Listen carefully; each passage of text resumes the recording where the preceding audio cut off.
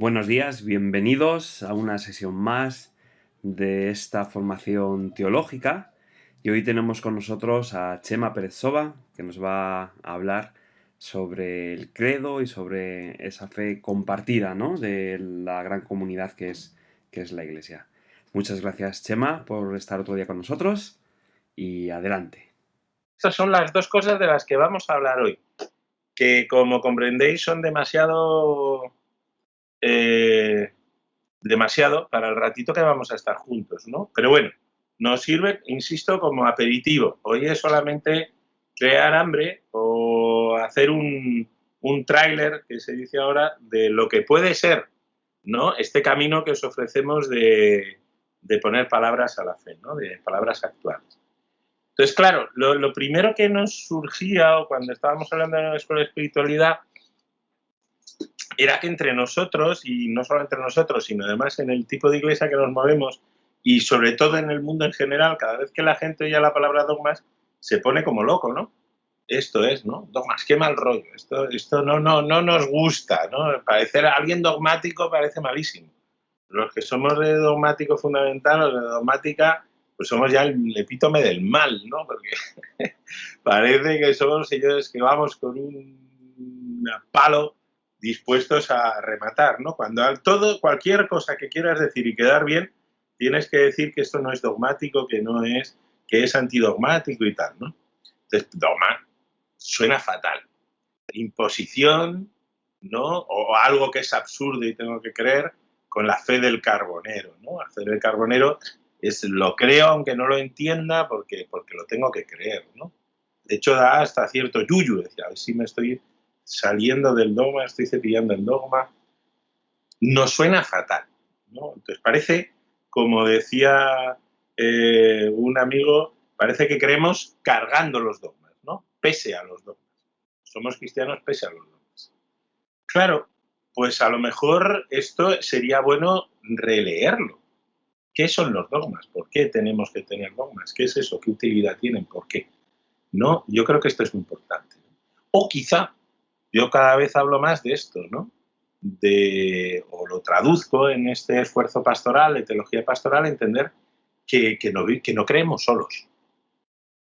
Yo desde luego no creo solo. Yo lo que os voy a enseñar, me lo han enseñado a mí, ¿no? Yo después he podido crecer y desarrollar y lo que quieras, pero todos los que estamos aquí hemos aprendido de otros, ¿no?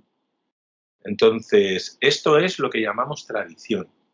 Y que para los cristianos, todos los cristianos, pero los cristianos católicos muy especial, nos parece fundamental, ¿no? Vivimos de una sabiduría discernida por el paso de los siglos y por un pueblo a la escucha de Dios. Solo tenéis que empezar a pensar por qué estáis hoy aquí. Porque habéis vivido un camino, ¿no? Todos hemos vivido un camino en el que ha habido otros que nos han enseñado hacia dónde estaba Dios, ¿no? Que nos han enseñado. Yo no soy, he salido de la nada, yo soy porque un montón de maestros, porque José Luis Salazar en un momento, Evelio, que nos está escuchando, porque Juan Martín Velasco, porque un montón de personas han influido en mí y me han pasado el testigo de la fe. Y en ellos he gustado a Dios, y en ellos he puesto palabras a la experiencia de Dios, y en ellos he vivido una sabiduría que me permite estar vivo y vivir hoy, ¿no? En lo poco que tenga de bueno mi vida ha sido porque a otros me han enseñado, ¿no? Esto es la clave de los dogmas. La clave de los dogmas no es hay que mantener una uniformidad como sea. La clave de los dogmas no es, claro, como hay una institución, la institución tiene que oprimir a la persona, sino que la clave de donde nace la idea de los dogmas es la idea de la tradición. La tradición con mayúsculas, la traditio. En latín es pasar el testigo, como en las carreras de relevo, ¿verdad? Pasar el testigo de una generación a otra. ¿Por qué? Porque llevamos 2000 años de sabiduría acumulada. Esto va a ser muy importante para entender el credo, ¿no?, de la segunda parte. No podemos entendernos solos, nos entendemos en manos del Espíritu Santo.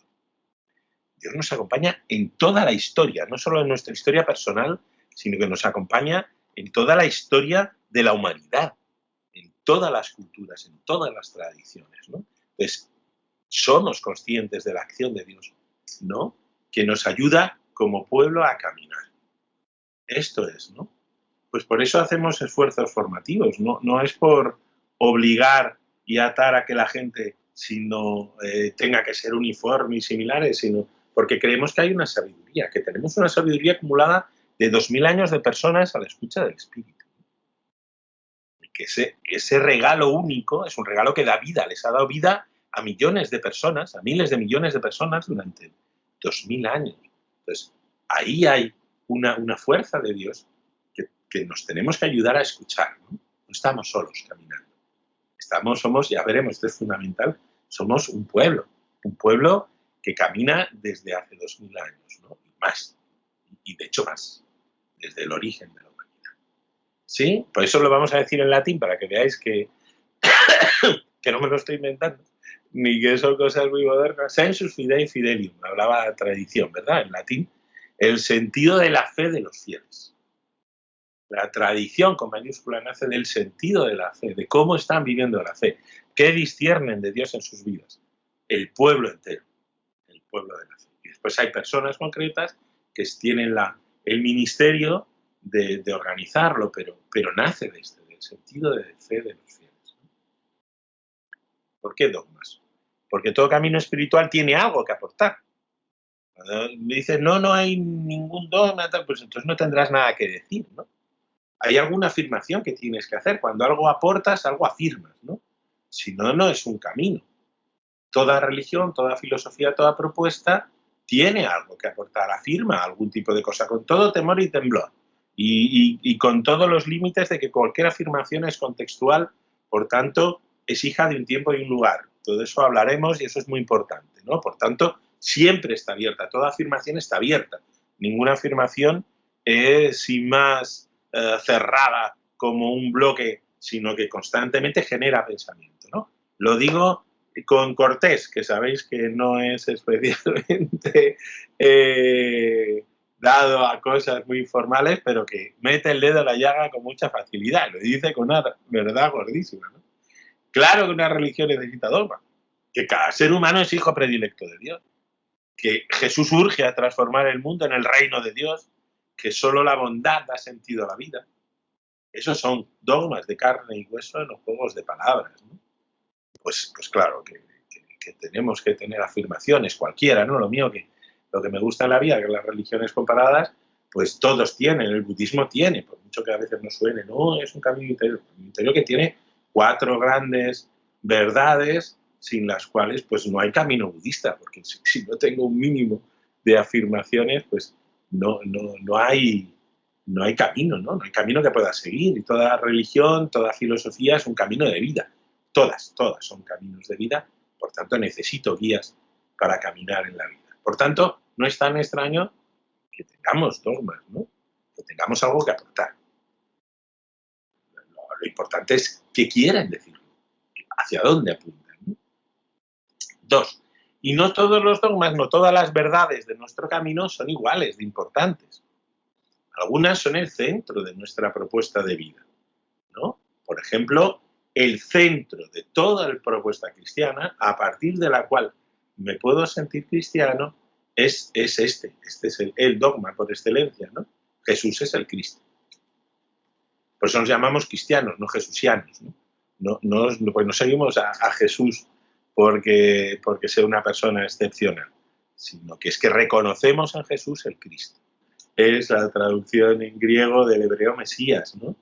Reconocer que Jesús es el Cristo, Jesús es el Mesías, esto es, que su propuesta del reino de Dios, es decir, que estamos hechos para la fraternidad universal, que Dios ya está reinando aquí y quiere culminar su reino en la historia, es decir, que se cumpla el sueño de Isaías 25, de todos los pueblos de la tierra reunidos en un solo banquete, en el que todas las lágrimas serán enjugadas, pues que eso es la verdad.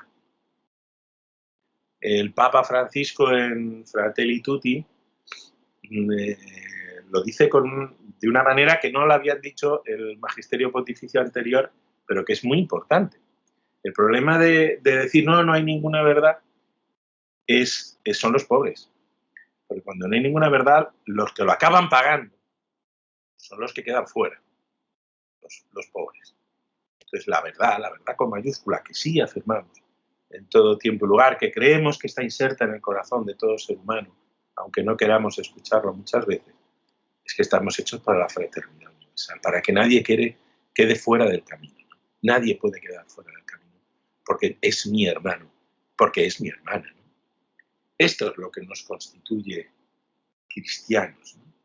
¿Qué es un cristiano? Pues el que reconoce en Jesús el Cristo. El que reconoce en Jesús el Cristo es el que asume de verdad que la propuesta de la vida de Jesús, Jesús mismo, la vida de Jesús, sus palabras, sus acciones, su vida, su muerte, y por tanto su resurrección, es verdad, es la verdad. Estamos llamados a eso. No es el que tiene determinada devoción a determinada imagen, que es muy importante y puede estar muy bien, sino el que asume en su vida la propuesta de Jesús. Pero esto que os digo de la imagen y similares, no tengo la culpa yo, ¿no? Si cogéis Mateo 7, cuando dice, no todo el que dice Señor, Señor, es el que entra en la salvación, sino hacer la voluntad del Padre. Es decir, asume el reinado de Dios en tu vida, que Dios es Rey en tu vida, el Dios de Jesús es Rey. Y si Dios de Jesús es Rey, lo que vivimos, lo que brota, porque ese es el reinado de Dios, es la fraternidad universal. Tú eres mi hermana, tú eres mi hermano. Esto es. Esta es la propuesta es asumir, el unirse a la propuesta de Jesús en Cristo, ¿no?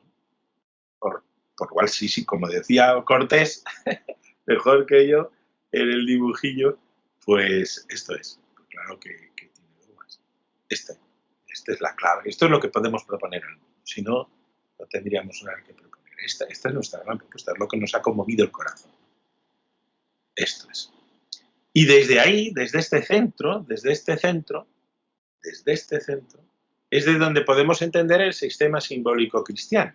A veces cuando oímos hablar de dogmas, pues nos ponemos muy nerviosos, hay un listado estricto de dogmas, todos valen igual, entonces claro, yo resulta que, hombre, pues yo en esto de Jesús el Cristo sí estoy de acuerdo, sí lo vivo, sí me parece que es de Dios, pero claro, pero es que después que el Papa tenga que ir con zapatos rojos, pues eso ya no estoy de acuerdo. Entonces, ¿qué pasa? ¿Dónde se puede disentir?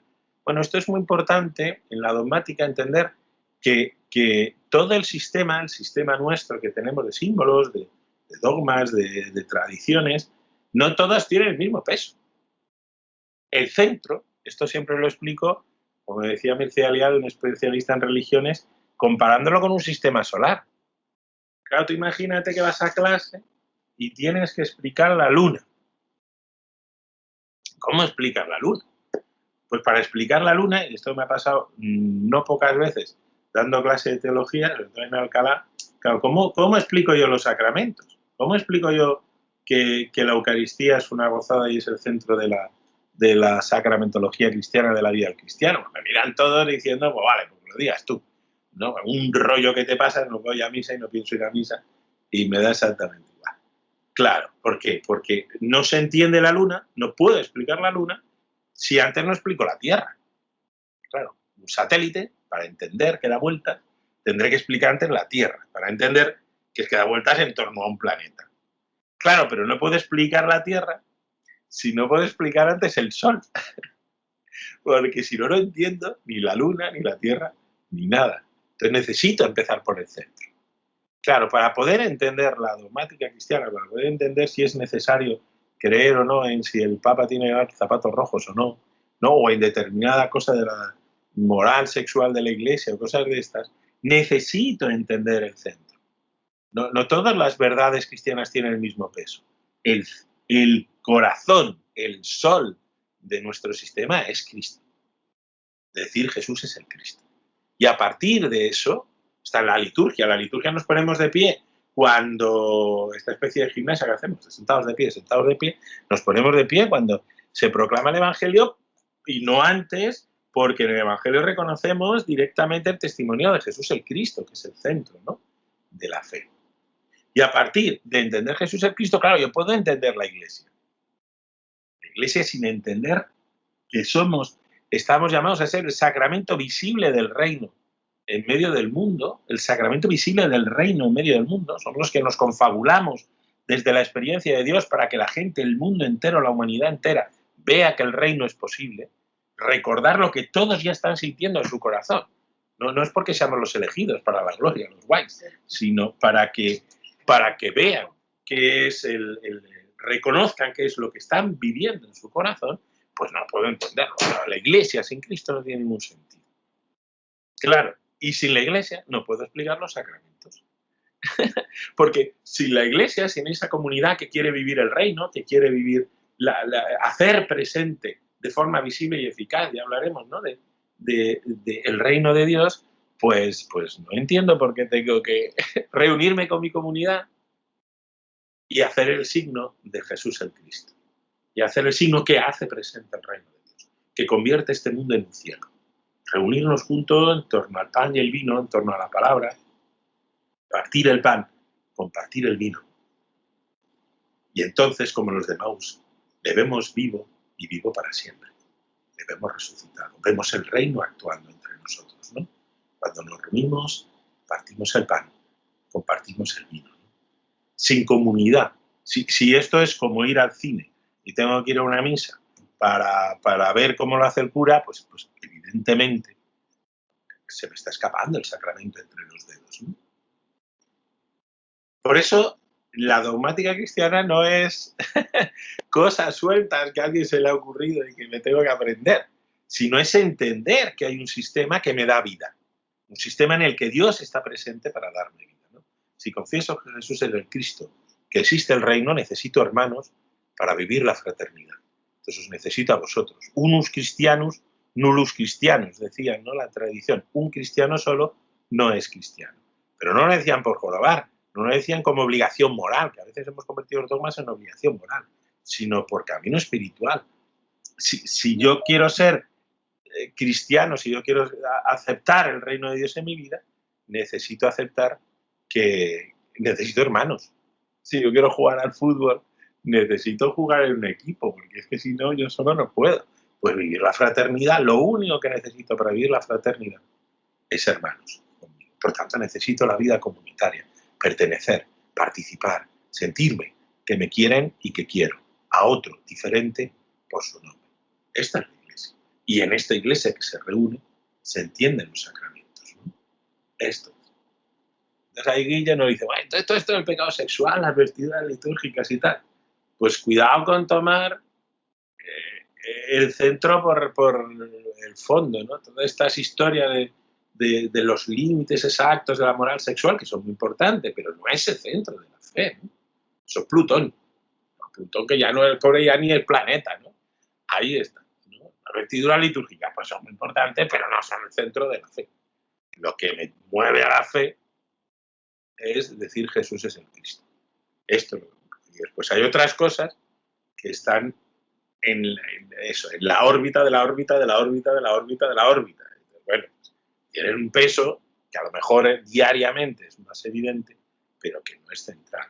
Esto es importante, esto que en la tradición se llama la jerarquía de las verdades, esto es muy importante. Si no, no las podemos entender. Por eso es muy importante para nosotros esto, ¿no?, que dijo un papa súper moderno, que dijo, los cristianos creemos en la tradición, esto es lo que os he contado, la sabiduría en que el Espíritu nos ha acompañado durante 2000 años en el sensu fide fidelium, de 2000 años de creyentes que han dado su vida y que han escuchado al Espíritu. Creemos en la tradición, no en la costumbre, que no es lo mismo, ¿no? Papa supermoderno dijo, creemos en la tradición, no en la costumbre. Y no es lo mismo las costumbres que se nos pegan, que están muy bien, pero que no son la tradición como fue. Este papa supermoderno, que veis que decía estas cosas tan modernas, era Gregorio Magno en el siglo VI. Como veis, esto también es tradición. Mayúscula. En el siglo VI tenía ya muy claro que creemos en la tradición y no en la costumbre, que no es lo mismo, ¿no? Con lo cual esto no es modernidad en el Vaticano II, sino que este mismo esfuerzo de distinguir entre tradición y costumbre lo llevamos haciendo en la Iglesia toda nuestra santa historia. O sea, que no nos pasa nada porque en efecto nosotros nuestra generación nos preguntemos también dónde está la tradición con mayúscula y la diferenciemos de la costumbre. No pasa nada. 2000 años haciendo esto es parte de la tradición.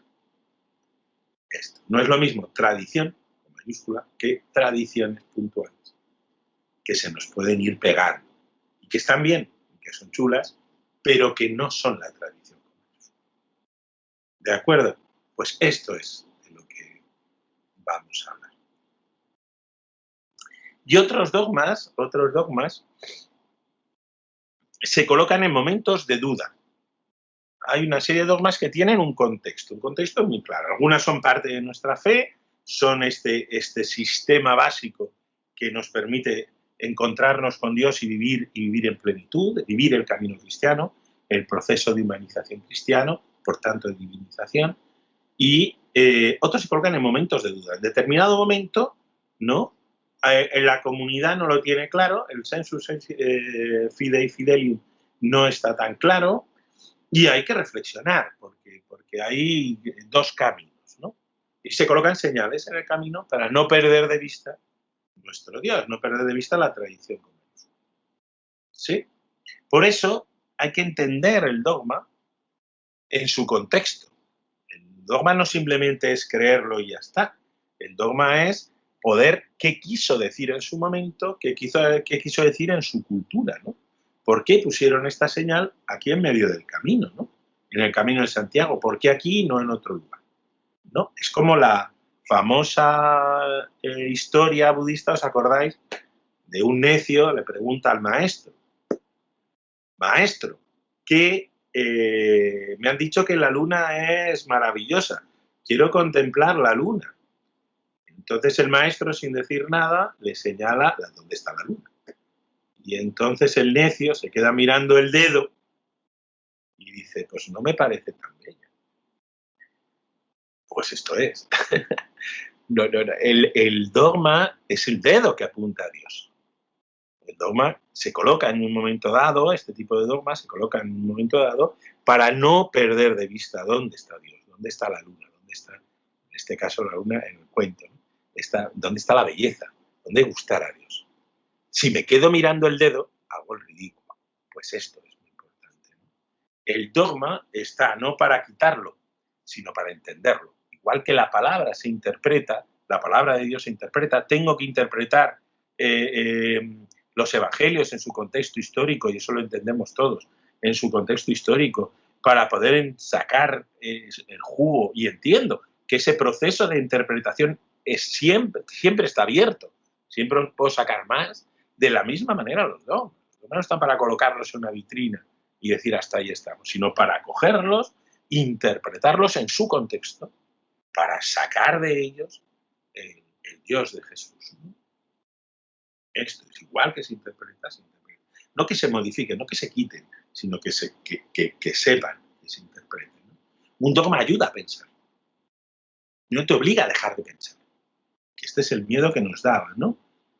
Nos ayuda a pensar, nos señala por dónde pensar, nos apunta a dónde pensar, ¿no?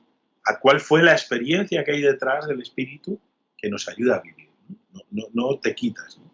¿Os acordáis lo que decía Chesterton? ¿No? Que tampoco era especialmente liberal.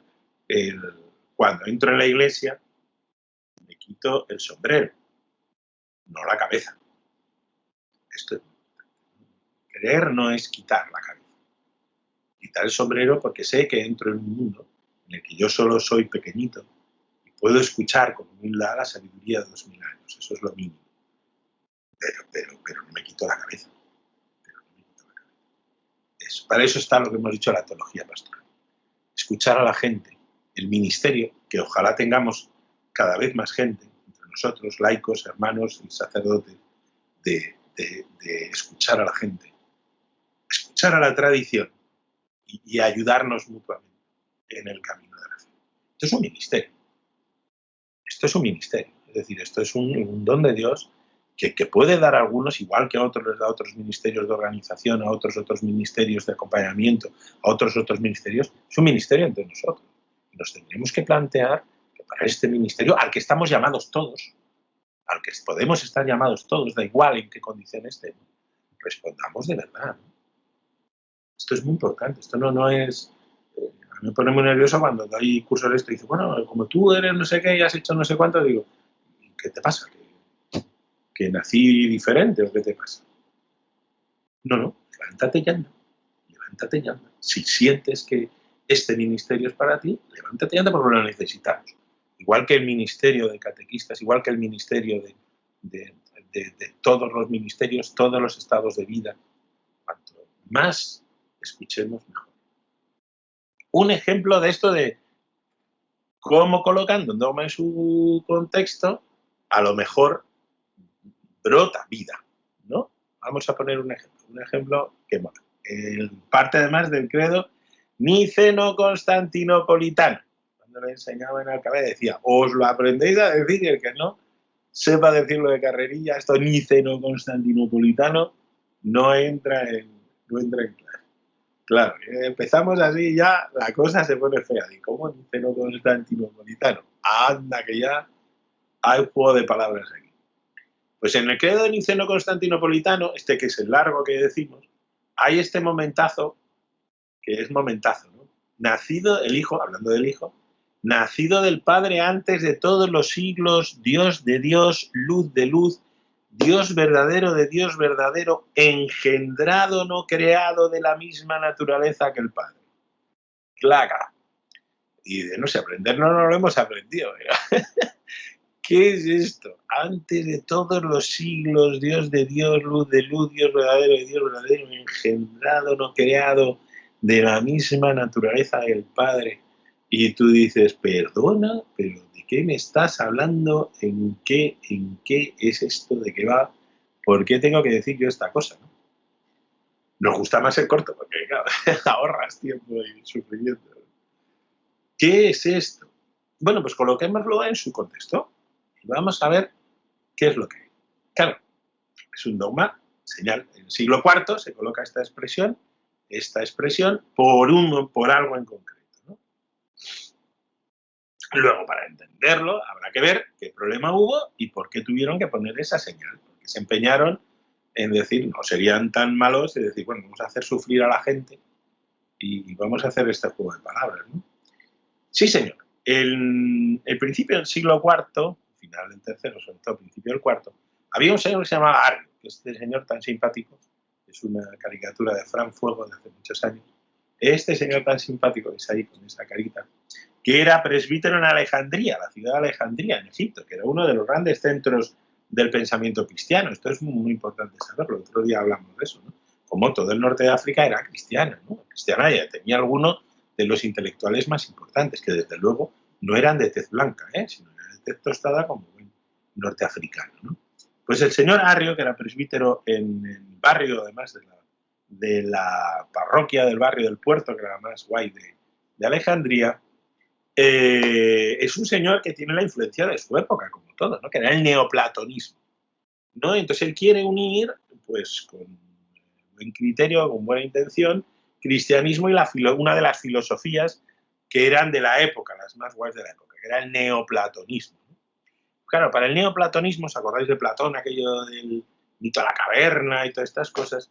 Para el neoplatonismo insistía en que Dios es la mónada perfecta que se basta a sí misma. Entonces, pues, Arrio decía, pues nosotros como creemos en Dios, queremos ser cristianos neoplatónicos, entendemos que Dios es la mónada perfecta que se basta a sí misma. Claro, si yo digo esto por aquello de, y está muy bien el intento de dialogar con el neoplatonismo, claro, surge inmediatamente un problema. Entonces, ¿cómo se puede encarnar? Claro, si Dios es una mónada, es decir, un círculo perfecto que se basta a sí mismo, ¿cómo puede ser que ese uno inmutable, perfecto, que se basta a sí mismo? Claro, pues si necesita a otro, ya no es perfecto, ¿no? Si ya es varios, pues no es perfecto. Si todo esto se une en el platonismo, pues claro, ¿cómo se encarna? En este mundo que ya te digo yo, que ni somos uno, ni somos perfectos, somos mutables, de todas las formas, la materia es caduca, como bien podéis comprobar. Claro, ¿cómo es posible que Dios perfecto, mónada perfecta, que se basta a sí mismo, se pueda encarnar en este mundo plural, caótico, cambiante, ¿no? En este mundo que es un asco. Claro, pues ahí nuestro querido Arrio da un paso más. Da un paso más. La intención es buena, pero da un paso más y dice, bueno, claro, ¿no? Esto no es posible. No es posible que Dios se pasa por el arco del triunfo, la tradición previa de 3 siglos, y dice, no, no es posible que Dios, así sin más, se haga presente en este mundo, ¿no? Se haga presente en este mundo. No es posible. Con lo cual, propone otra cosa. Lo que propone es que Dios, para encarnarse en este mundo, no se encarna Él, sino que hace una primera criatura, hace una primera creación, ¿no? Una primera creación, un intermedio, aquello que también el platonismo tenía desde el platonismo medio, que era el demiurgo que llamaban, ¿no? Que es el que se encarna en él. Dios sigue perfecto en su esquina y hay una cosa, pues hay medio divino, una primera criatura que es la que se encarna, ¿no? Una especie de Superman, mientras Krypton permanece en la lejanía, pues una especie de Superman ahí que nos envían desde lejos, ¿no? Y así Dios sigue perfecto.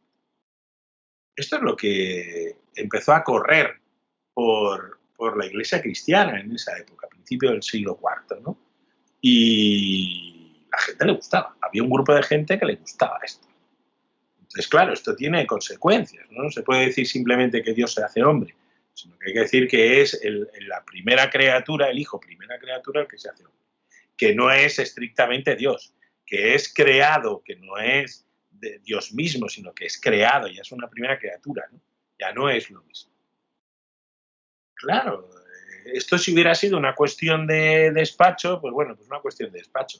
Pero en aquella época en que no había Netflix ni HBO, como dice San Gregorio Nacianceno, es que en el mercado la gente empezaba a discutir de estas cosas, ¿no? Él lo dice de las naturalezas de Jesús, ¿no? Dice, es que uno va al mercado y se encuentra con que la tendera le está diciendo es que en Jesús era verdaderamente humano, verdaderamente divino, y entonces le contesta el frutero, no, porque entonces la divinidad, es decir, esto que nos parece a nosotros una cosa tremendamente así de despacho, entonces sin Netflix, sin HBO y que la gente lo que vivía era de escuchar lo que se decía en las parroquias y similares, pues era parte de la discusión de la comunidad cristiana, ¿no?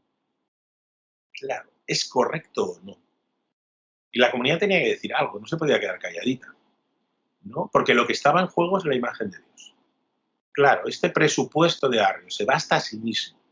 Dios es uno, inmutable. ¿Eso es perfecto o no es perfecto? Esto es lo que está en juego. Y cuando está en juego la imagen de Dios, lo que está en juego es todo el sistema posterior. Porque si Dios es inmutable y uno y perfecto, mi vida tendrá que ser una inmutable y perfecta, ¿no? Porque estamos llamados a ser como Dios, ¿os acordáis? ¿No? Afirmamos que somos imágenes de Dios. Todo ser humano. Por tanto, al parecer, el ser humano inmutable, uno y perfecto, pues sería como Dios, ¿no? ¿Esto es correcto o no? Había que poner una señal. Y la señal que se puso es no. Esta será la conclusión a la que habrán llegado los neoplatónicos. Pero al discutir o al hablar con los neoplatónicos, algo tenemos que afirmar. Esto no es Dios. Esto sí se parece más a Dios. La perfección de Dios. Cuando yo digo que Dios es perfecto, lo que quiero decir, eso nos dice nuestra tradición desde Jesús, es que es amor. ¿Os acordáis de Juan? Y el amor abraza lo múltiple, abraza lo caótico, abraza lo cambiante. Dios te quiere tal como eres, en medio de todos los cambios. Todos los 3 primeros siglos son la defensa de la gran comunidad contra los que dicen que el cuerpo es malo porque caduca. Pues dicen no, el cuerpo es bueno.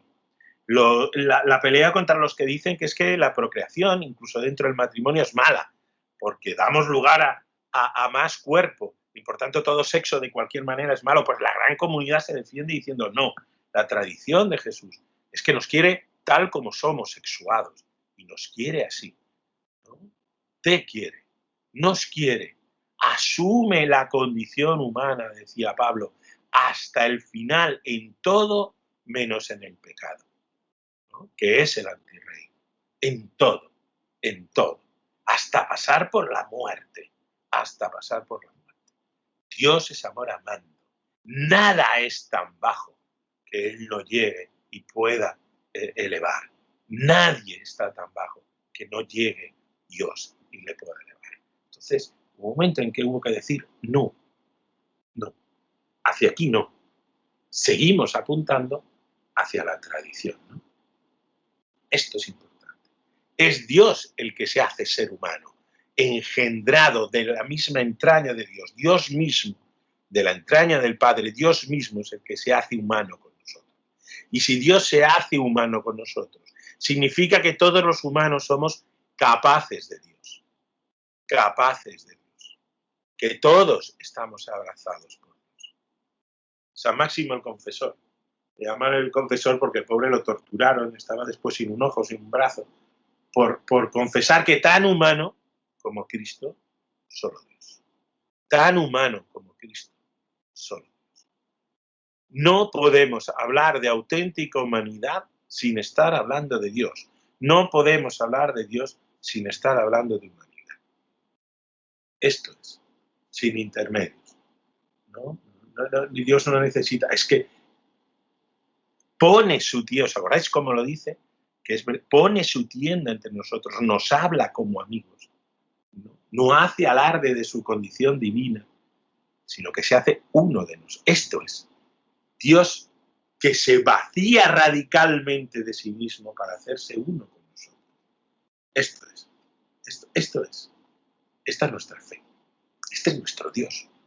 Este es nuestro Dios. Por tanto, ningún ser humano se puede considerar tan importante, ¿no? Ni tan guay, ni tan perfecto cuando es inmutable y cuando no abraza todo lo que sucede, cuando no abraza el cambio, cuando no abraza el sufrimiento de su hermano, cuando no es capaz de abajarse como se ha bajado Dios hasta el último de los humanos, ¿no? Tan humano, ser profundamente humano, es ser literalmente un cielo. Si lo bueno de la teología, cuando uno la estudia así un poco, es que en el fondo no dice más que lo que ya sabemos todos, ¿no? Cuando la gente dice esta persona es un cielo, ¿qué está diciendo? Pues lo mismito que queremos proponer el cristianismo. Lo mismito que quiere decir el juego de palabras Dios de Dios, luz de luz, Dios verdadero, Dios verdadero. Que cuando un ser humano es realmente abierto al reino, vive la fraternidad, se abre realmente a lo que somos imágenes de Dios, eso es el cielo. Eso es el cielo. ¿Qué es el cielo? El reino de Dios llevado a su plenitud. Pues cuando una persona vive radicalmente el reino, cuando se abre a todos, cuando es entrañable, cuando te mira como un igual, cuando realmente te quiere, eso es un cielo. Es que ese es el cielo. De eso estamos hablando cuando hablamos del cielo, ¿no? Ser lo que somos. Imágenes de Dios mismo que se vacía radicalmente de sí mismo. Y ahí sabemos que es verdaderamente Dios. Esto es lo que quiere significar el juego de palabras Dios de Dios, luz de luz, Dios verdadero de Dios verdadero, engendrado, no creado. Pone toda una serie de cosas para, por favor, que no se os vaya la cabeza, no dejéis de mirar hacia dónde está Dios, ¿no? Quiere hacerse arriano, pues que se haga arriano, pero no es nuestra tradición. Y Arrio tiene mucho éxito. Por eso el nombre de niceno-constantinopolitano, tan horriblemente largo y tan complejo, porque se reúne en concilio, es decir, se reúne toda la gran comunidad en Nicea en el 325, pero no acaba de solucionarse, y no es hasta Constantinopla en el 381, casi un siglo entero, en el que por fin se dice que no, que la solución de Arrio, gracias por intentarlo, pero que no es tradición con mayúscula. Por eso se llama niceno-constantinopolitano. Será un nombre raro, pero nos recuerda a esto, ¿no? ¿Hace falta saberlo? No, hace falta tener la idea de que nos quiere señalar hacia Dios en un momento muy difícil de nuestra tradición con mayúscula, ¿no? Constantemente estamos en discernimiento de dónde está la tradición con mayúscula y dónde está la costumbre, y dónde podemos estar errando el camino, ¿no? Hay un siglo, ¿no? Y a la gente, insisto, le preocupaba el tema. Este tema a nosotros nos puede parecer de lado, pero es fundamental. ¿En qué Dios creemos? Esta es la pregunta que nos acompañamos unos a otros en la gran comunidad cristiana, ¿no? ¿En qué Dios creemos? ¿En qué Dios creemos? Esto es, ¿no? Por eso, la segunda parte de esto es vinculada a todo esto de los dogmas, que hemos dicho que es nuestra aportación como cristianos, que no todos los dogmas tienen el mismo peso, sino que forman un entramado entendiéndose unos a otros, y la clave, es decir, Jesús es el Cristo, ¿no? Que hay momentos en la comunidad, en esta tradición con mayúscula, en este sensus fidei fidelium, en el que tenemos que poner la comunidad señales en el camino para gustar a Dios, porque creemos que se nos puede estar yendo la olla, se nos puede estar yendo la imagen de Dios, y entonces se nos desbarata el sistema. Tenemos una referencia, ¿no? Cuando la gente dice, hay un listado, y bueno, un listado no está tan claro. Pero si quieres, acude al credo, ¿no? Acudimos al credo. Pero esto del credo no era una oración. No nos dicen cuando vamos a la reconciliación, 2 Padres Nuestros, 3 Ave Marías y 4 credos, y ya está. Esto del credo no era una oración, porque hay que acudir al credo. Bueno, pues porque el credo no es una oración. Una oración uno se dirige a Dios, ¿no? Padre nuestro, ¿no? Se dirige a María, ¿no? Dios te salve María, y saludas a María con el saludo del ángel, ¿no? Dios te salve María. Y dices cosas a María. Credo no me refiero ni a Dios, ni me refiero a María, ni a los santos, ¿no? No es una oración. Es el símbolo de la fe. El nombre correcto del credo es el símbolo de la fe. Esto es importante. Esto es lo que es el credo, el símbolo de la fe. Claro, dirías, el símbolo de la fe. ¿Y esto del símbolo de la fe qué puede significar? Pues en griego símbolon es una palabra griega que significa lo que une. Lo que une. Porque el símbolon era esto es un símbolon. Conservado arqueológicamente. Un símbolon era cuando tú hacías un pacto con otra persona, como no había internet, no había cosas de estas, era todo más complicado, pues tú rompías una pieza de estas y cada una de las partes se llevaba un trozo, de tal manera que si tú mandabas un enviado o mandabas a otra persona, si coincidían las dos partes, es que realmente hablaba en nombre de él, ¿no?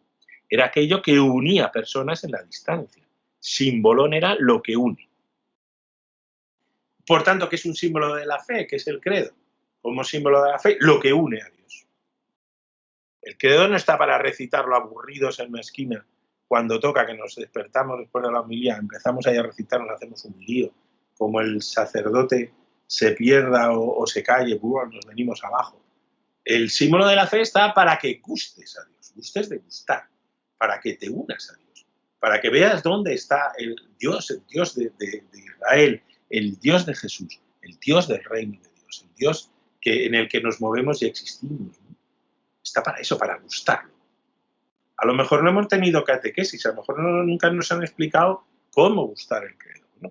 Hoy solo un breve atisbo de lo que podría ser, ¿no? No nos da tiempo a mucho más, pero bueno, un gustar el credo. No está para ser gustado, para unir. Si no une, pues estamos perdidos. Porque el credo está para unir a Dios, al creyente con Dios. Por eso se llama símbolo de la fe, ¿no? Y así entre nosotros, esto no me da tiempo a explicarlo, me lo dejo caer porque es interesante. ¿Sabéis cuál es el contrario en griego a símbolo? Lo contrario en griego a símbolo es, ahí sale este dibujillo me encanta, que es diabolón, que significa lo que separa. Contrario a símbolo es diabolón, que es lo que separa. Ahí lo dejo y ahí vais pensando sobre ello, que me encanta. Diabolón es lo que separa, ¿eh? Lo que rompe la comunión. Ahí lo dejo. Bueno, entonces, ¿quién y por qué escriben este símbolo de la fe, este espacio en el que encontrarse con Dios, en que gustar a Dios? Pues con toda lógica, no lo escriben los señores para decir, a ver, somos una institución un ministerio tal, y entonces tenemos que oprimir a la gente y hacer que todos digan lo mismo y similares, en absoluto. ¿Quién y por qué lo escriben? Los primeros credos los escriben las comunidades para los que van a bautizarse. Tiene toda la lógica. Si yo voy a bautizarme, si yo voy a entrar en la comunidad cristiana, tengo que tener un mínimo que me digan qué es lo que me... un mínimo que me diga a qué me voy a unir, ¿no? Un mínimo que me diga cuál es el centro de aquello a lo que me voy a unir, ¿no? En el Islam, cuando uno quiere convertirse a musulmán, no hace falta que se corte nada, ni que le echen agua ni nada parecido, sino que es recitar la Sahada, ¿no? La ilaha illallah Muhammad Rasulullah, no hay más Dios que Dios, y Muhammad es profeta, la confesión de fe, la profesión de fe, ¿no? Es decir, creo esto. Cuando uno se hace budista, lo que tiene que hacer es acogerse a las tres joyas, ¿no? Me acojo en el Samga, en la comunidad budista, me acojo en el Buda, considero que el Buda es un iluminado, me acojo en el Dharma, en la clave, en el credo budista, ¿no? Confieso que soy parte de esto, ¿no? Por lo cual no se escribe para maldad ni para cosas parecidas, sino para que los que se van a bautizar tengan claro cuáles son los mínimos de fe, la clave, ¿no?, de fe. Por eso el credo más cortito que tenemos, el apostólico, se basa en la síntesis de la Comunidad de Roma, ¿no? En lo que la Comunidad de Roma, que el otro día lo explicamos, cobra un papel de unión de la comunión en la diversidad en los primeros siglos, ¿no? Tiene la síntesis que ofrece a sus catecúmenos, ¿no? A la gente que va a entrar en el bautizo, ¿no? San Ambrosio lo recoge así, ¿no? Que el apostólico recurrimos a él porque es el de la Comunidad de Roma. Se llama apostólico. Después sale la idea de que los apóstoles se reúnen para crearlo, que evidentemente es legendaria, para decir que es el lugar de Roma, ¿no? Roma era el lugar de Pedro y Pablo, de la unión de dos tradiciones diferentes que se reconcilian en Roma, ¿no? Otro día lo explicamos en los primeros siglos, dos tradiciones que han estado en comunión, pero que ha habido enfrentamientos fuertes, pero que se siguen manteniendo unidas y que en Roma se sintetizan, ¿no? Probablemente incluso en el Evangelio de Marcos, ¿no? Que probablemente se ha creado en Roma, ¿no? Esto es, ¿no? Por tanto, en esa síntesis de la Comunidad de Roma, en la que se sienten unidos las demás comunidades, nace este credo apostólico, ¿no? Que es para el bautismo, para los que van a bautizarse, ¿no? Tenéis, por ejemplo, este ejemplo de Hipólito de Roma en final del siglo II, cómo era este credo, ¿no? En una de las obras de Hipólito, la tradición romana, explica cómo es el bautismo y dice: con el que ha de ser bautizado descenderá un diácono y se procederá de esta manera. Cuando el que ha de ser bautizado desciende al agua, el que bautiza imponiendo la mano sobre él le preguntará: ¿crees en Dios Padre Omnipotente? Y el que es bautizado dirá a su vez: creo, credo, de ahí viene del latín, ¿no? Inmediatamente, manteniendo la mano impuesta sobre su cabeza, lo bautizará por primera vez. Después preguntará: ¿crees en Jesucristo, Hijo de Dios, que nació de María Virgen por el Espíritu Santo? Fue crucificado bajo Poncio Pilato y murió, resucitó vivo al tercer día entre los muertos, subió a los cielos y está sentado a la derecha del Padre, que vendrá a juzgar a los vivos y a los muertos. Y al responder el creo, será bautizado una segunda vez y de nuevo preguntará: ¿crees en el Espíritu Santo, en la Santa Iglesia, en la resurrección de la carne? El que lo bautizó dirá: credo. Y así es bautizado una tercera vez. Como veis, no nos lo hemos inventado. Es traditio, gran tradición, desde las comunidades romanas en el siglo II, ¿no? En el siglo II, con tres grandes claves, que es la que hoy, ahora vamos a hacer ahí un apunte de esto, ¿no? Tres grandes claves. Dios, ¿cómo es Dios? Claro, el centro es cómo es Dios. Si un romano del siglo II en Roma se quería convertir al cristianismo, lo primero era: ¿de verdad te quieres convertir al cristianismo? ¿Qué Dios tienes en la cabeza? ¿Quién es Dios para ti? Porque esta es la clave. Sin esa imagen de Dios, no hay la posibilidad de caminar de la misma forma, ¿no? ¿Es Zeus o es otro? Esta es la idea, ¿no? Entonces, como veis, la clave, y esta es la clave desde el principio del cristianismo, es que Dios uno y trino. Padre, creador, Jesús, Hijo, presente en Jesús entre nosotros, que es el Cristo, y el Espíritu Santo, y en él, en el Espíritu Santo, creo en la Iglesia y en la vida eterna. Sin Espíritu Santo no hay Iglesia. Sin Espíritu Santo no hay Iglesia. Si no creo en el Espíritu Santo, no puede haber iglesia, ¿no? Y cuando la iglesia no escucha al Espíritu, la lía parda. Ahora que estamos en medio, lo sabéis, en provincia, de una enorme asamblea, la asamblea no es para que digamos lo que creemos, la asamblea es para que escuchemos juntos al Espíritu Santo y discernamos los signos de los tiempos, que es lo que hemos hecho todos los cristianos de toda la vida. Reunirnos, todos los que podamos, todo el mundo, somos muchos, y escuchar al Espíritu juntos. No decir lo que yo creo, sino escuchar juntos al Espíritu, porque ahí nos hace comunidad, nos hace iglesia. Esto es fundamental. Venimos de un modelo a veces de iglesia que hemos vivido, sobre todo en España o en determinados lugares, en que parecía que era escuchar exclusivamente, nuestra fe era escuchar lo que decía determinado sacerdote, pero no es esto lo que nos recorre, ¿no? El sacerdote tiene un ministerio para recogernos como comunidad y escucharnos juntos. Esto es lo que nos decía la comunidad. Por eso, a partir del siglo IV, se recoge como modelo para todos, en este Niceno Constantinopolitano, en una mentalidad y en un lenguaje. Por tanto, es totalmente normal, como os decía, que cojamos esa tradición con mayúscula y que tengamos que traducirla a nuestra mentalidad, ¿no? Esto es normal, es quitarle la cáscara a la mandarina para poder gustarla, porque la mandarina es buena, el credo es fantástico. Ahora, necesito quitarle la cáscara para poder comerla. Necesito interpretar el credo para poder gustarlo, porque si no, no será un símbolo. Si no lo gusto, si no me une a Dios, no será un símbolo. Si cuando lo proclamo no me siento profundamente unido a Dios, no será un símbolo, como hemos hecho siempre. Insisto, y solo un poquito, porque el tema da para muchísimo más, tendría que ser un curso entero, así en media horita, pero bueno. Pues la primera gran pregunta, como hemos visto, que preocupaba a las primeras comunidades, la clave para poder ser cristiano, ¿en qué Dios creo? Hoy, incluso, no pocos cristianos a lo mejor tienen graves problemas de fe porque la imagen de Dios que tienen es que no es cristiana, con lo cual entiendo que tengan dudas de fe. ¿Cómo no van a tener?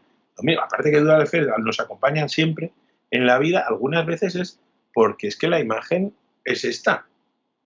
Claro, si todavía tenemos la imagen de Zeus, pues no cuela. Yo no creo en Zeus. No creo en Zeus. No creo que exista ningún dios así. No creo que exista Zeus. Un señor que vive en los cielos, que te mira, que te manda el águila y te castiga o te premia según su voluntad, si cumple su voluntad o no. Yo no creo en esto. Esto es muy importante, ¿no? ¿En qué Dios creo? Pues la clave del credo es: creo en Dios, Padre, Hijo y Espíritu Santo, uno y trino. En esta otra imagen de Silvia. No es lo mismo esta que esta. Y esta es la clave del credo. Creo en Dios uno y trino. Decía Kant que el dogma de la Trinidad, tengo alguna cosa escrita en un libro este del Vives, de Kant, y empezaba sobre la Trinidad y empezaba así, ¿no? Diciendo, recogiendo esta frase, ¿no? Es un dogma que la gente dice pero a nadie entiende y que si lo quitáramos a nadie le importaría. Pues tenemos un problema. Si quitamos el dogma de la Trinidad, ¿os acordáis que a veces en esto de la homilética o de los estos, cuando llega el día de la Santísima Trinidad, lo que hacemos, el sacerdote sube y dice, bueno, esto es un misterio, como es un misterio pues no se puede explicar. Cuenta la historia de San Agustín La Palita, ¿verdad? De que había un niño, San Agustín estaba pensando sobre la Trinidad y escribió un tratado, ¿qué te pasas? Que te lo puedo decir yo, ¿no? Y que ve un niño en la playa mientras está pensando en la Trinidad, un niño en la playa que está cogiendo agua con un cubito, lo está echando en un agujero en la arena. Entonces le dice, ¿qué hace? Dice, es que quiero trasladar el mar de aquí a allí. Y dice San Agustín, pero eso es imposible. Y el niño le contesta, hombre, pues es más lo tuyo que quieres entender la Trinidad. El que la Trinidad es un misterio. Misterio con mayúsculas significa que es algo de tal calibre que no puedo diseccionar. Es algo de tal profundidad, tan amplio, que me contiene a mí. Con lo cual no puedo nunca hacer un experimento de ello. Puedo experimentarlo, puedes vivir la experiencia, experienciarlo, pero no puedo convertirlo en disección. Pero eso es misterio con mayúscula, no que no pueda decir nada. El amor, la existencia del amor interpersonal, el amor fraterno, cuando amas a tu hermano, cuando amas a tus hijos, cuando amas a tu mujer, cuando amas a tus padres. Es un misterio. Y no paro de hablar de ello. Pues igual de la Trinidad. Claro que podemos decir cosas. Nunca la agotaremos. Faltaría más. Pero podemos decir cosas. Necesitamos decir cosas. ¿No? Es como el amor. Necesito decírmelo. Aunque ya sepa, ayer, 23 de abril, pues una rosa y un libro. Lo mínimo, ¿no? Porque yo que soy catalán, pues Silvia y yo, ese sí lo celebramos. San Valentín ese no. Pero esto sí. Una rosa y un libro. Porque hay cosas que hay que decirse así, ¿no? Pues esto es Dios unitrino. ¿Qué significa es decir, creer en Dios unitrino? ¿Por qué es clave para nuestra fe? ¿Por qué lo confieso, me levanto? ¿Qué me dice de Dios? Pues que Dios es amor. Y el número del amor, meteroslo en la cabeza, esto es fundamental, es el 3. Es el 3, que la tradición bíblica significa plenitud. Es el 3. Es el 3, no es el 2, es el 3. Un amor a 1 es un amor muerto, porque es egocentrismo. Un amor a 2 puede ser egocentrismo compartido. Cuando se rompen las fronteras, cuando se abre hacia afuera, cuando explota hacia afuera, el 3, no como símbolo, empezamos a hablar de amor. Empezamos a hablar de amor. Cuando la pareja se multiplica, sean los hijos, sea en la misión, sea en lo que sea, pero se multiplica, ahí empieza a haber amor cristiano, ¿no? Es el 3. San Agustín, que, insisto, pese al niño de la palita, escribió un pedazo de tratado de Trinitate, una cosa seria. Nosotros en dogmática, tú no sé si sabes, hoy una parte obligatoria que era sobre la Trinidad, que era el examen entero del tratado de San Agustín, no es cualquier cosa, ¿no? Existe, no se quedó callado. Pues una de las imágenes que pone, que yo creo que hoy sigue siendo relevante, es que decir Dios es decir amante, amado, amor. Amor, amante, amado. Es 3, es un círculo. Es un círculo. Es un abrazo enorme. Este es Dios, este es nuestro Dios. A veces nos seguimos imaginando a Dios tomado de las imágenes, además paganas, no de un señor en la nube, ¿no? Dios es vida desplegándose. Dios es vida desplegándose constantemente. Dios no se está quieto jamás. Dios es movimiento absoluto, ¿no? Esta imagen de que hay inmutable uno, que se nos ha colado todavía en la conciencia, ¿no? Del neoplatonismo, pues no es nuestro Dios. No porque esté mal, que lo quiera creer, pues aleluya y gloria a Dios, pero no, sino que es amor amando.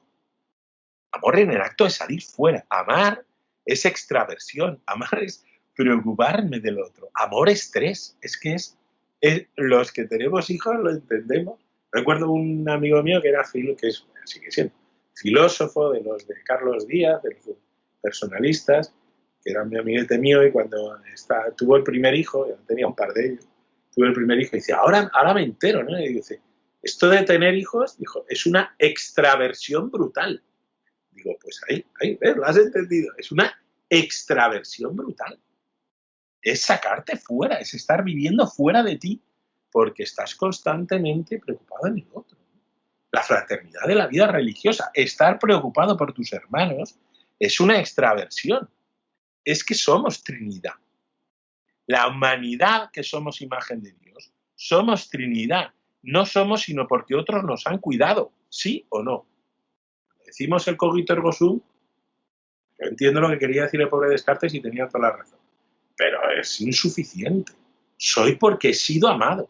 Cuando nacemos, que somos un manojico de pulsiones incapaces de sobrevivir, somos porque otros nos han cuidado. Somos en otros. Eso es, estamos hechos imagen de la Trinidad. No imagen de un señor en una nube que nos obliga a cosas, porque es Dios y yo no. Esa no es nuestra imagen de Dios, ¿no?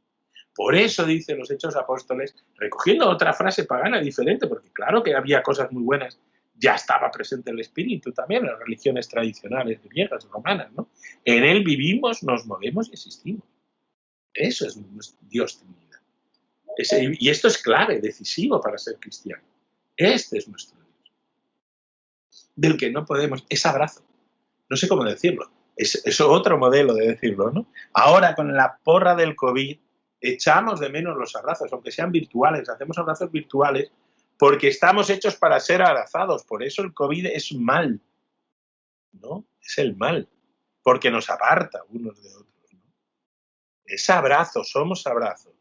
Nos sentimos unidos en el abrazo, porque Dios es abrazo. Es abrazo, es salir de sí, es constante encuentro con el otro. Y ahí el budismo esto lo entiende. El budismo, esto no me da tiempo de explicarlo en esto, pero ya he venido arriba, os lo comparto, os lo juro. El budismo esto lo admira, el budismo esto le encanta. En cambio, hay un señor puesto en un lado, no lo puedo entender. Pero esto le encanta, ¿no? Porque eso es parte del budismo, salir de sí, el vaciamiento absoluto, ¿no? Sunyata, por ahí. Esto es, ¿no? Y este amor, cuando decimos, como decía la tradición apostólica, ¿os acordáis en el texto que hemos leído del siglo II, final del siglo II? Que es creador, amor que desborda en la creadora. Si decimos que Dios es no es que Dios crea porque desborda, porque es un amor desbordante, ¿no? Fijaros, cuando hacen los relatos de la creación, el pueblo de Israel, ¿os acordáis del Tohu Bohu del que nos habló José María Soteras? Pues el pueblo de Israel está en Babilonia, ¿no? Está en Babilonia y conoce este relato, es el relato de la creación en Babilonia, el Enuma Elish. Y Marduk, que era el dios de los babilonios, se volvió a Tiamat, la madre de los dioses, a la que había atado. Oyó el Señor las piernas de Tiamat. Con su maza despiadada destrozó su cráneo, cortó las arterias de su sangre, que el viento dispersó. Se detuvo entonces para ver el cuerpo muerto porque iba a desmembrar al monstruo y hacer obras estupendas. La partió como una concha en 2 partes, una mitad alzó y la puso como un techo al cielo. Fijó una barrera y puso guardianes a los que mandó que no dejaran escapar las aguas. Claro, la creación que está escuchando Israel de los babilonios es que hay que matar para crear algo, hay que destrozar para crear algo. Los dioses se sintieron oprimidos por las tareas que tenían que realizar. Cuando los dioses al estilo de los hombres soportaban el trabajo y cargaban con la tarea de los dioses era grande, pesado su trabajo, inmenso su pesar. Los dioses se rebelan ante esta situación. Para aliviarlos, se decide crear al hombre. Oye Marduk las palabras de los hombres. Su corazón le impulsa a realizar obras estupendas, abre su boca y se dirige a Ea, para comunicar sus planes a Ea, para comunicar el plan que había concebido en su corazón. Amasaré la sangre y haré que haya huesos. Crearé una criatura salvaje, hombre se llamará. Cierto, crearé un hombre salvaje. Tendrá que estar al servicio de los dioses, para que ellos vivan sin trabajar. Con esta idea cambiaré la vida de los dioses, que sea entregado uno solo de estos dioses. Solo este perecerá para que sea formada la humanidad. Fue Kingu que maquinó la rebelión, quien hizo rebelde a Tiamat, quien azuzó el combate. Lo ataron y lo llevaron a presencia de Ea, lo cargaron con su culpa y cortaron los vasos de su sangre. De su sangre formaron la humanidad al que él impuso servidumbre, dejando así libres a los dioses. Israel escucha esto. El ser humano está creado para trabajar para los dioses, para estar sometido a los dioses, y que no puede haber creación sin muerte. Israel dice no. Crea el relato de los 7 días. Dios crea porque desborda de amor. No hace falta que nada muera para crear algo. No hace falta que muera. Hay que ponerlo en contexto. Hay que poner en contexto la creación de los 7 días con este texto, en el mismo lugar, en el mismo tiempo, ¿no? Y a esto reacciona Israel y dice, la imagen de Dios, la imagen del mundo era la misma, pero dicen otra cosa totalmente distinta desde su experiencia de Dios, ¿no? ¿Cuál es nuestra? Somos imágenes de Dios. No estamos hechos de la sangre de un Dios traidor, como estos señores. Tienen que matar al Dios traidor para hacernos de la sangre del Dios traidor. Somos del aliento de Dios. El aliento, el alma. Somos del alma de Dios. Nos influye el alma. Dios, lo que nos anima es Dios. Es compartido, lo que nos anima. Aliento, aquello que nos... ¿no? La muerte ellos lo entendían cuando ya no había aliento, ¿no? La vida, nuestra vida es la vida de Dios. Del mismo y único Dios. Por eso 7, ¿no? Que es perfección. Porque la creación es perfecta. No son los despojos de un monstruo, sino que es perfecta. Y la perfección, el 7º día, es contemplar juntos a Dios y sus maravillas. Somos co-creadores con Dios y contemplativos de la obra de Dios. Cuando decimos que Dios es creador, no estamos diciendo simplemente que es me soluciona el tema de quién es el que dio el toque para que empezara el Big Bang.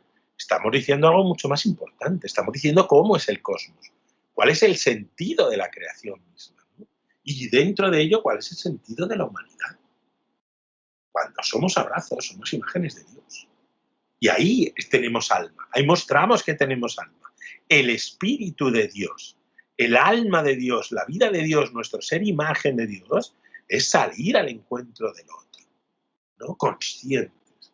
Ese es el rastro de Dios en nosotros, ese es el rostro de Dios en nosotros. Cuando salimos al abrazo fraterno, cuando salimos de nosotros, cuando hacemos comunidad, cuando descubrimos que el otro me merece la pena. Somos unitrino. Cuando decimos que Dios es creador, decimos que Dios ha creado el mundo para que sea unitrino. Y si no lo entiendes, pues no entiendes a Dios. Si no entiendes lo que te digo, que el amor es tres, ahí hay un problema.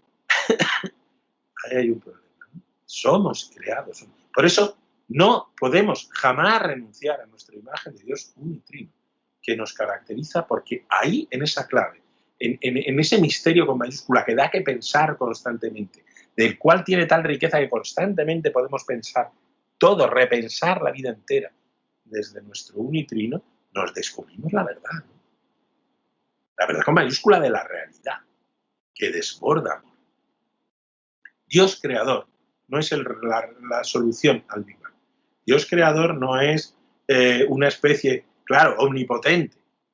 Como se ha creado el mundo, pues será omnipotente, ¿no? Pues cuidado con que al proclamar que es omnipotente tengamos la imagen de Thor. Si decimos que es omnipotente porque es esto que hemos dicho, claro que es omnipotente, porque el único poder del mundo es el amor. El amor que hace que seamos, el amor que hace que existamos, el amor que ha hecho que podamos ser personas. Ese es el único y real poder que sostiene el mundo. Ese es la omnipotencia de Dios. No de un Zeus que está en el mundo y decreta, ahora te voy a mandar una maldad, ahora te voy a mandar no sé, ahora te voy a hacer no sé, por favor. Sino que el único poder, el poder real, el poder del Dios unitrino, es el que mueve el mundo. El que hace que este niño pueda llegar a ser, el que ha hecho que lleguemos todos a ser. Ese es el poder que mueve el mundo. Ese es el verdadero poder. Lo otro es un traslador de nuestros problemas egocéntricos que ponemos a Dios y le cargamos con una omnipotencia que no es realmente suya, ¿no? Y este amor del Creador, del Padre, se derrama en la historia. Se derrama en la historia. Se derrama en la historia. Con nombres propios. Es el único credo de las religiones que tiene nombres propios. A mí eso me encanta. Yo sé que es más largo que cualquiera de los otros credos. Pero a mí que tengan nombres propios es que me encanta, porque es verdadero. Lo que estamos diciendo es que creemos en el Dios de la historia. Creemos que ese Dios que se derrama en la creación unitrino acompaña la historia con nombres y apellidos. Con el nombre de María existimos en el sí libre de una pobre de Yahvé, de una Anahuim, de una que es la comunidad siente como todo el símbolo de toda la humanidad que espera que Dios, ese Dios que nos creó para la plenitud, que nos creó para la contemplación, que nos creó para ser co-creadores, cumpla su palabra y nos libere definitivamente. Por eso, María está en el centro de nuestro credo, ¿no? María con nombres y apellidos, porque es verdad, porque lo que estamos diciendo no es una serie de filosofías, por muy importante que sean las filosofías, sino que es una verdad histórica, real, que toca la vida hoy, aquí, ahora.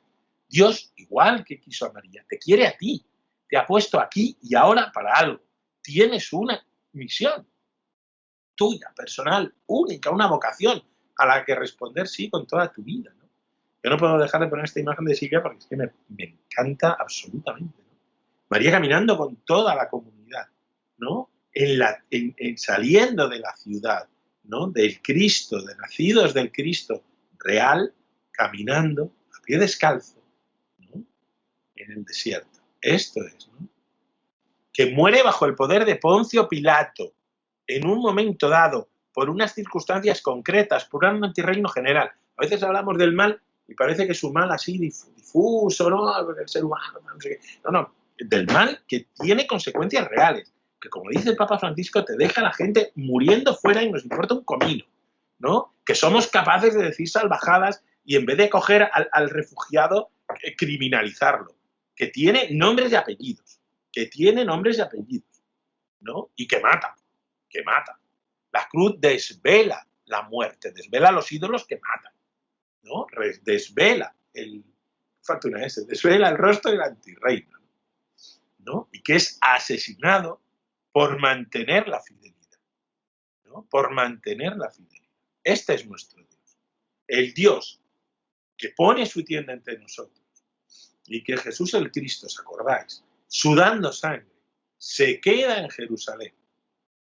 No vuelve a Nazaret a esconderse, hace como los hermanos de Bugove, hace como Monseñor Romero, hace como los grandes cristianos, ¿no? Se queda por fidelidad. No puede decirle a los niños, volved, porque el reino no era verdad. No puede decir a las mujeres, perdonad, pero es que el reino no era verdad. No puede decir a la gente, a los pobres, uy, es que las bienaventuranzas me vine arriba. Es que no son verdad. Se queda, se juega la vida. Y es asesinado por los poderes del antirreino, ¿no? Por eso ese crucificado, ese es nuestro Dios, esa es nuestra imagen de Dios, ese es Dios con nosotros. El fiel hasta la muerte y una muerte de cruz, que dice la tradición, ¿no? Sin excusas. Ese es muerto, y muerto sepultado, y muerto hasta el final. No vale, no que era una imagen, no, muerto hasta el final. Hasta el final. La otra imagen de Silvia que es fabulosa y que nos pone delante de todos los sacrificados de este mundo. De todos los sacrificados de este mundo, ¿no? Esta es la historia, esta es la cristología entera, ¿no? Esta es nuestra fe. Jesús, el Cristo, en medio del credo, porque ahí nos señala al Dios uno y trino. Y después llega este momento, ¿verdad?, que a veces la gente le pone nerviosa, descendió a los infiernos, como que se fue al infierno. No, descendió a los infiernos, lo que quiere decir la mentalidad es que en este acontecimiento Jesús no es solo que a partir de entonces las cosas funcionen, desvela, revela el sentido de la humanidad desde el principio. Todos y todas los seres humanos desde el principio de la historia somos imágenes de Dios. Dicho de otra manera, todos han vivido la propuesta del reino, todos han sido recogidos por Dios en la propuesta del reino, en una fórmula que es muy bonita, me parece precioso, ni uno solo se le ha muerto a Dios. No van a decir, claro, jolín, antes de Jesús. No, lo que quiere decir, claro, vosotros imaginaros, cuando decían esto en el siglo II, decía, la pregunta no era ¿por qué hace tanto tiempo? Su pregunta era ¿por qué ha llegado Dios tan tarde a revelar su rostro definitivamente? Y lo que contestaba la comunidad es Dios ha estado desde el principio revelándose a través de todo corazón del ser humano y ha recogido, cogido y salvado a todo ser humano desde el principio. Esto significa descendió a los infiernos. Recoge a toda la humanidad que en esta conciencia tan plástica que tenían, ¿no? De que estaban en el limbo, de que estaban, lo recoge a todos los que verdaderamente fueron profundamente humanos, respondieron a lo que somos, ¿no? Ni uno solo se le ha muerto a Dios. Y por eso podemos proclamar que resucitó Jesús al tercer día. Tercer día, ¿os acordáis? La gente también se pone nervioso con el tercer día, me empieza a hacer cuentas, a ver, el viernes, pero el sábado.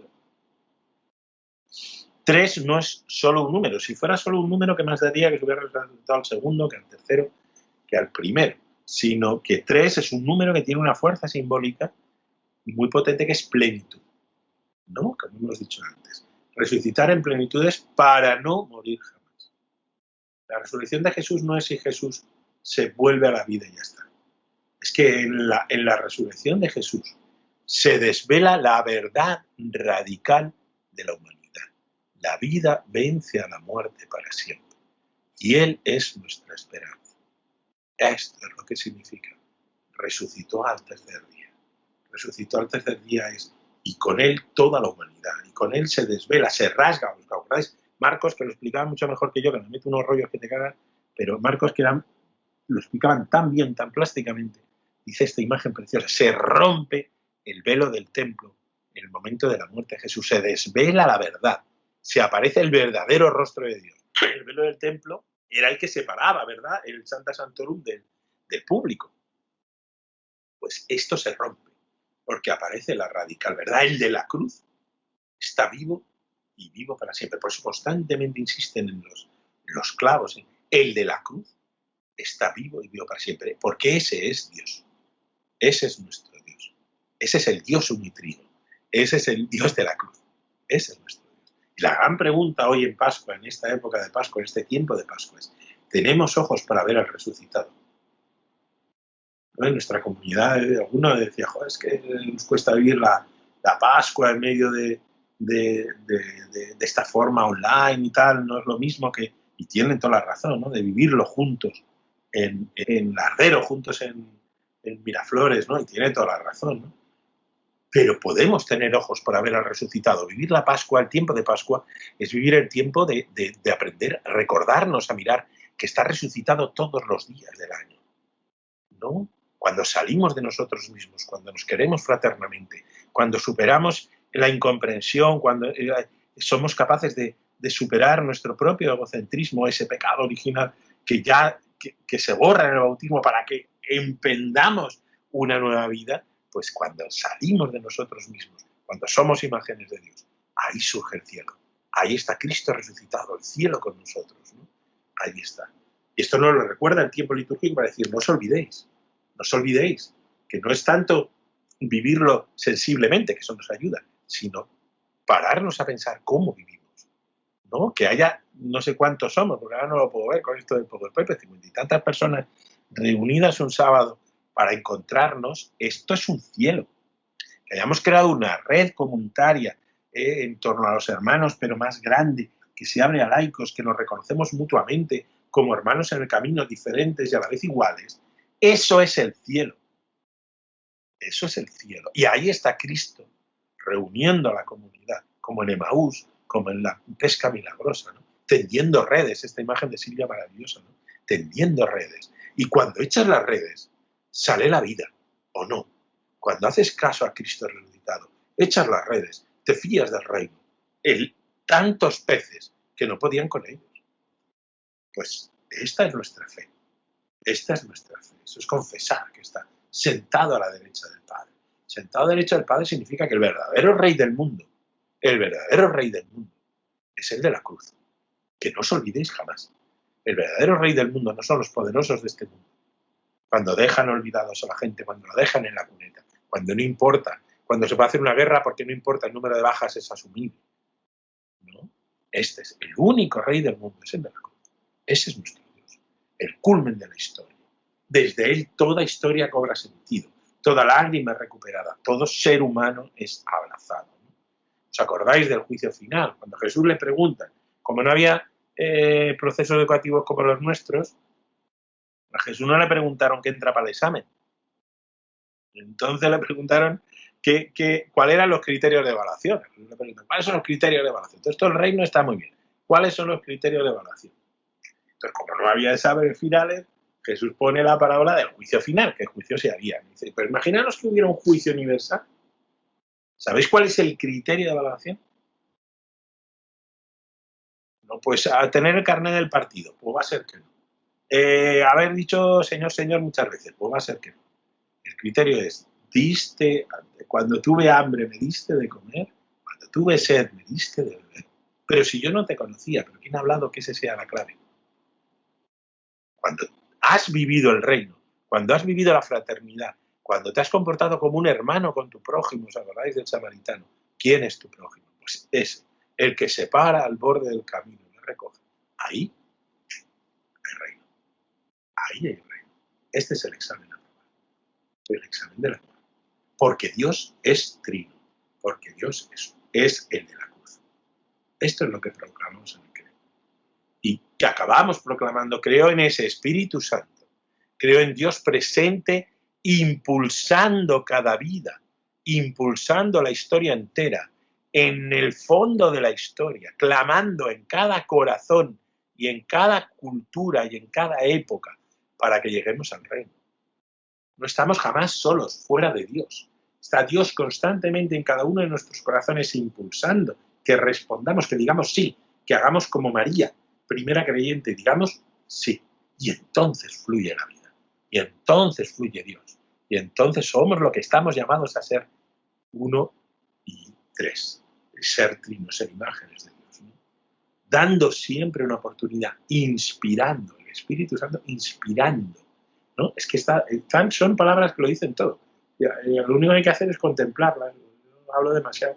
Renovando, dando esperanza, ¿os acordáis? Vivo en el Espíritu Santo. Hoy, ahora, aquí está el Espíritu diciéndonos en este encuentro, merece la pena. El reino sigue mereciendo la pena. El reino sigue siendo la verdad con mayúsculas. Estamos llamados al reino. No te pierdas en el desierto, ¿no? Haciendo que brote el agua de la piedra, ¿no? Para que sigamos en el camino, sabiendo que no lo veremos en plenitud, pero seguiremos caminando como han caminado 2000 años de tradición, ¿no?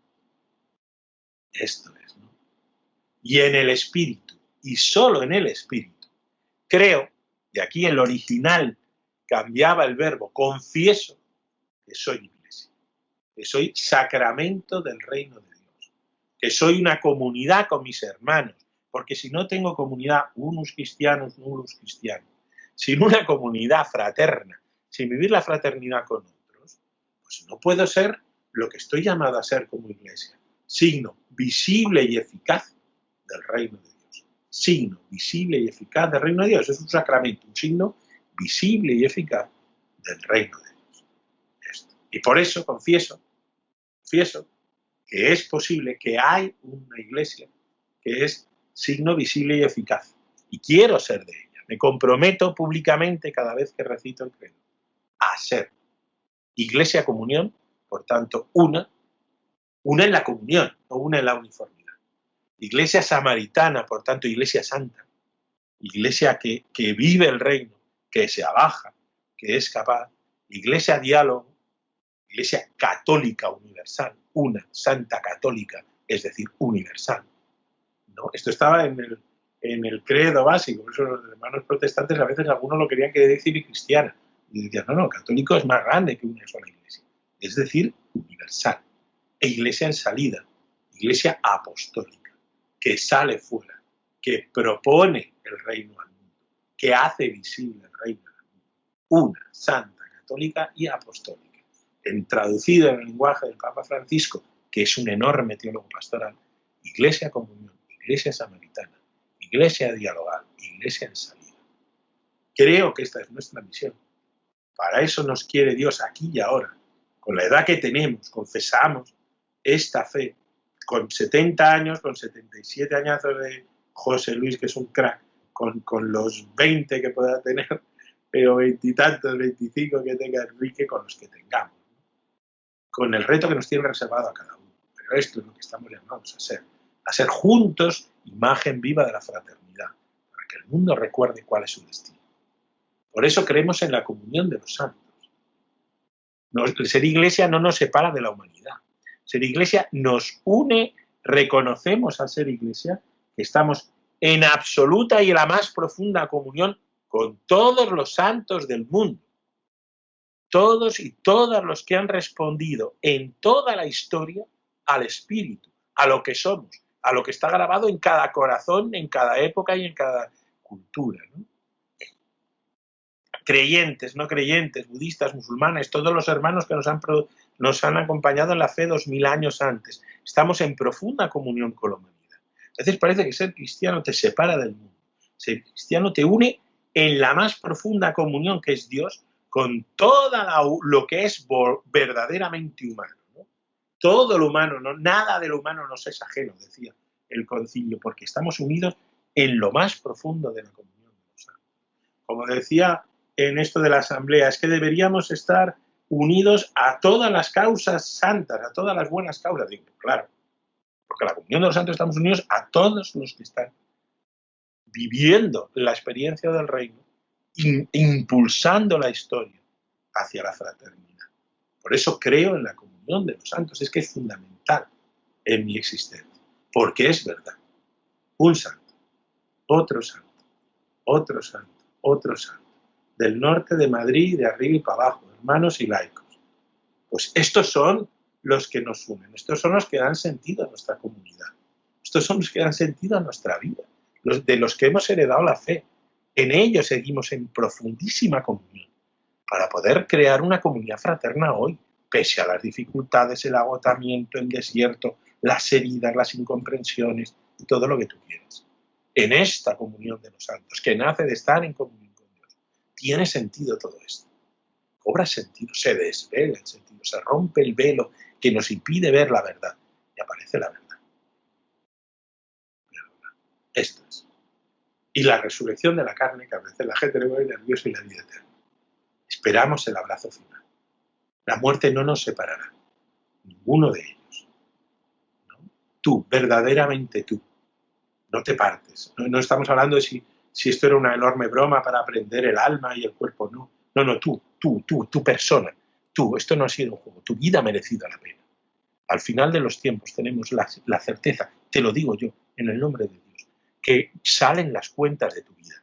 Tu vida merecía la pena, han salido las cuentas, ha merecido la pena y vas a ser abrazado radicalmente en el banquete universal.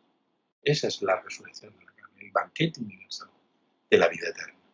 Por eso cada vez que celebramos la Eucaristía hacemos presente el cielo, hacemos presente la resurrección plena de toda la persona, de tú estás con nosotros. Y ya está.